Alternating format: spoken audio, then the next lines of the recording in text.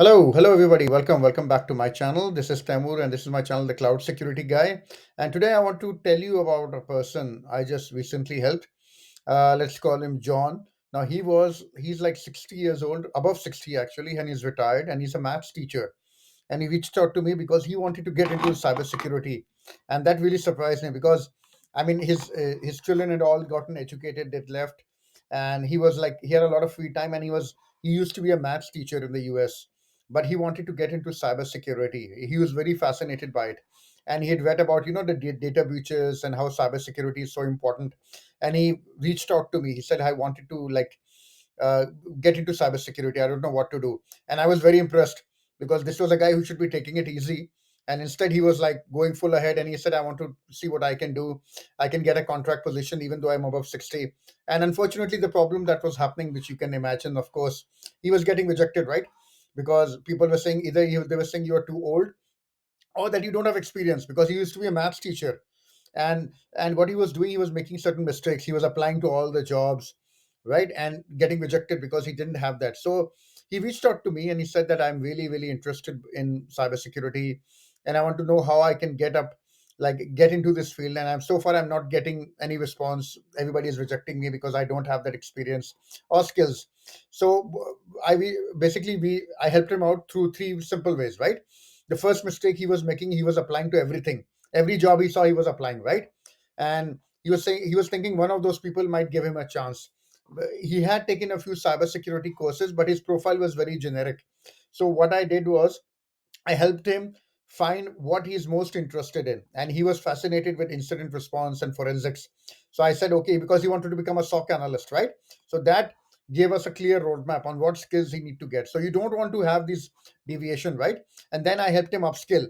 So I gave him, like you've seen my videos on 90 days, quickly upskill yourself, right? I don't believe in going away for 12 months to learn about cybersecurity, right? Get the basics right and try to get your foot in the door, and then you can learn on the job, right? Get up and running as quickly as you can, right? And the last one was getting experience. Now, this was where the major problem was coming in, and we brainstormed how to get him that experience. And we went on to freelancing websites like Upwork. And you don't need to become like, okay, he was a level one SOC analyst, right? So nobody without experience, nobody's going to say, yeah, please come into our environment and start like investigating. No. So what we did was we found people who had had their Facebook or their Instagram or their TikTok profiles getting hacked or their mobile phones getting hacked. And John had gotten some experience on this because he had deep dive into it, and people were more than happy to let him help out. He reached out to his area also. So on all those people, and he said, "I'll do it for free.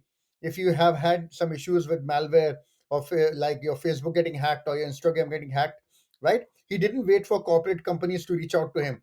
He reached out to people, and they were willing to give him testimonials on his LinkedIn, right? So these were common problems, and he was able to get this experience because there were so many people who are worried about their social media, and they don't have that much money to pay like big companies, right? And because by volunteering he was able to get that experience. So this just goes to show you, and I'm happy to tell you he's become like a level one SOC analyst now for a medium sized tech company. He's not working in a big Fortune 500. The salary is just okay, but he's so happy because he's doing what he loves, right? And he's gotten his foot in the door, and now he's slowly moving up the ladder. So that's what I wanted to talk to you about. Like so many people I know, they don't start out in cybersecurity, right? Because they think I'm not technical enough, or I don't know coding, or I don't have those skills, right? I don't have certifications. I need to get like 10 certifications to get started out in cybersecurity. And that's the topic of this video today. I want you to not be discouraged and take that big step if you are interested in starting a career in cybersecurity. So before we start, please do like and subscribe to this channel if you find these videos useful, and share it to anybody who you feel that might benefit from these videos, right? So 3 minutes I wanted to talk about, and I've seen this common. I reach out to people, I like career coach them to get into cybersecurity, and these are like a few common things I have seen people making these mistakes, and this discourages them from starting a career in cybersecurity. Now, the first one is myth is technical skills. Now, please don't get me wrong, don't get mad at me. Of course, you need technical skills, right? You need technical skills. Cybersecurity is a technical field, right? But you can get started with a very basic understanding of how the internet and computers work. There are many job roles in cybersecurity which do not require you to be like a technical wizard, right?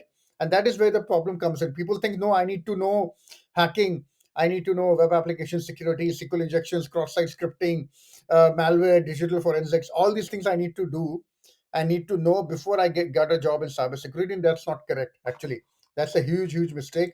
And you can get started, just get a basic understanding of computers, the internet, how they work. Of course, if you don't even know how a computer works, yeah, definitely you should get that information first.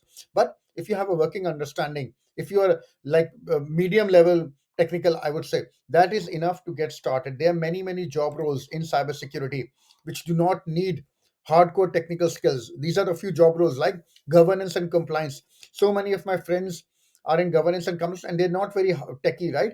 But they know about the regulatory standards, and that is enough to get them a job. Security policy and standards, because for that you need documentation, quality control, security awareness. People I know, they've been in marketing, they've gotten into cybersecurity because they're very good at creating presentations and trainings, right? Vendor risk management, the cybersecurity posture of your third parties and vendors. You need to know good tracking and good risk management. You don't need to know hardcore technical skills. Even cyber insurance, people I know who have a legal background and they don't know anything about cybersecurity, but they're very good in legal. So they've used that knowledge to get into cybersecurity and become more on the cyber insurance side, right?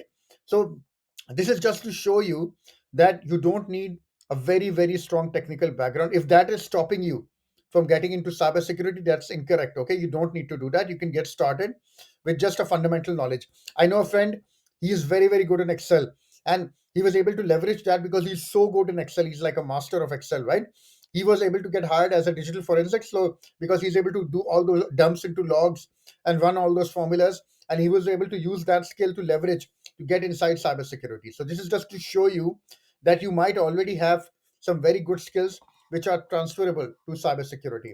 Okay, so that was the one myth. Which, if that is stopping you, please don't let that stop you from taking that next step. Okay, what's the next one? That is coding skills. Now, again, this is something I don't know why a lot of people tell me that I want to get into cybersecurity, but I don't know Python. I always tell him I also don't know Python. I know that.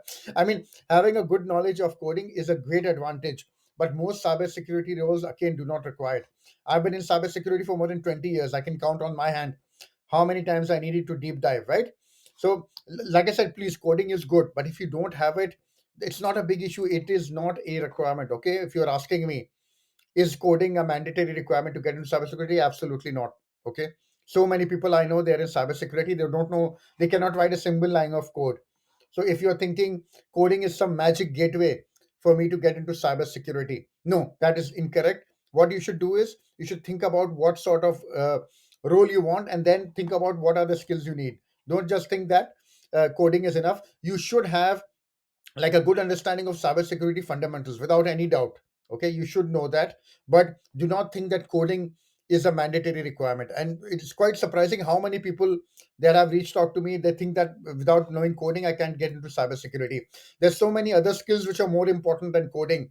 There's skills like problem solving, right? Your the ability to solve problems, because in cybersecurity you're going to be faced with so many situations.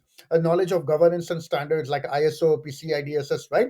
Communication, if you were to ask me, communication skills are 10 times more important within cybersecurity than coding. I know so many people who know coding, but they're not able to talk to people, to express themselves in front of the CISO or management, right? And that causes a big problem. Data analysis, the ability to analyze data, massive amounts of data, and make sense of it, because you're going to be bombarded with so many skills. I would add one I forgot, which is risk management. All of those things are considerably much more important than coding. So again, if you do not know coding, please do not let that stop you, right? And the last one is certifications are enough. Unfortunately, this is another problem I see, and people reach out to me and they say, I've done the CISA, I've done the CISSP, but I'm still not getting a job, right? And this is unfortunately a problem, because they think that getting a certification is enough. I got the certification, now why is nobody hiring me? Now, don't get me wrong, certifications are awesome. Okay, this is how I started out in cybersecurity, but and they're a great way to baseline your knowledge and skills, right? And definitely moving up the ladder. But and it's very, very important, which you need to understand, that skills are above certifications, right? Every other single person nowadays has certifications. Okay, certifications do not make you stand out. You need to have skills. So focus on the skills. For example, if you wanted to get into cloud security, focus on the skills. Look at the videos I've made, things like infrastructure as code, right? Automation, serverless, those are things. Build those skills and highlight them. Okay, and certifications will help you, but you need to have skills also, and that is what will make you stand out. If you only have certifications, if it was me, I would just look at this CV and say, okay, this guy just has like book level knowledge. He's not done anything hands on, and that unfortunately causes a lot of problems for people, because the employers are not willing to give them a chance. So build up your skills. Okay, so for example, if you want to become a penetration tester, do the certifications, but on the side, show off your skills. Now, how can you show off your skills, right? You might be thinking, I don't have a job. How do I show off my skills? There are so many ways of doing this. You can LinkedIn, you can go on LinkedIn, start a LinkedIn newsletter, or write LinkedIn posts. Okay, you can make small YouTube shorts, YouTube videos. I'm not asking you to become a professional YouTuber. Okay, you can write on Medium, write on Twitter or X or whatever it's called. I don't know why they keep changing their names, but these are all the platforms you can show off your expertise. And on all those platforms, you can put a link to your CV. And it's incredible how many people don't do this, right? Just be consistent. Choose one platform out of any of these and start. If you like to write more, write. If you like to speak and be on video, make a YouTube channel, right? If you like to write small stuff, write on LinkedIn. Nothing is stopping you from showing off the skills. And what will happen is it will build up your profile. It will show people that apart from your CV, you also have these skills, right? And one of those people who are looking at your profile, they might be your next hiring manager. They might look at you and say, okay, this guy seems to know what he's talking about. Let me reach out to him and hire him for this job. So that's what I wanted to. I hope I've shown you now that if you don't have technical skills, right, or you just have medium level technical skills, or you don't know coding, and you only have certifications but no skills, these are what you call incorrect myths about cybersecurity. Even without these things, you can at least get an entry level position, provided you are smart about it. Provided like if you follow the tips which I've talked to you about here, and you use those and build up your profile, build up your skills, and show them, highlight them to your potential future employers. So I hope this was useful to you. I hope I've encouraged you. If these things were stopping you from getting into cybersecurity, I hope this encourages you to take that next step. And I'm wishing you all the best in your cybersecurity career. Thank you very much, and I'll see you in the next video. Thank you.